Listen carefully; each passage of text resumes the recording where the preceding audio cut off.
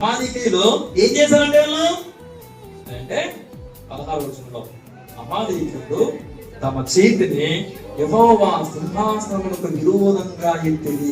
చెప్పండి, దేవుని సింహాసనానికి విరోధంగా చేతులు పైకెత్తారంట. అంటే వీళ్ళ యొక్క బ్రతుకు దేవునికి అగైనెస్ట్ గా బ్రతుకుతో అగైనెస్ట్ గా జీవిస్తూ ఉన్నారు.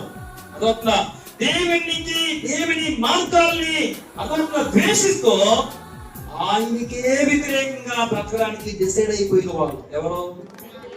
దేవుని సింహాసనానికి విరుద్ధంగా ఎవరైతే చేతులు పైకెత్తుతారో దేవుడు వారిని తుడిచిపెట్టడానికి ఆల్రెడీ ప్లాన్ చేశాడు. చెప్పండి, నీ చేతులు ఆయన సింహాసనానికి వ్యతిరేకంగా నిలబడ్డాయా? నీ కాళ్ళు ఆయన సింహాసనానికి వ్యతిరేకంగా వెళ్తున్నాయా?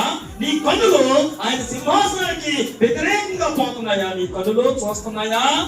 కాబట్టి ఆలోచన చేయాలి, నా బ్రతుకు ఎలా ఉంది? దేవుడు నన్ను ఆకాశం కింద తుడిచిపెట్టకుండా ఉండాలంటే నేను ఆయన సింహాసనానికి వ్యతిరేకంగా, ఆయన ప్రభుత్వానికి వ్యతిరేకంగా, ఆయన కట్టడానికి వ్యతిరేకంగా, ఆయన ఆజ్ఞలకు వ్యతిరేకంగా నేను నడుస్తూ ఉంటుంటే ఆయన భూమి మీద ఉండకుండా ఏం చేస్తాడంట?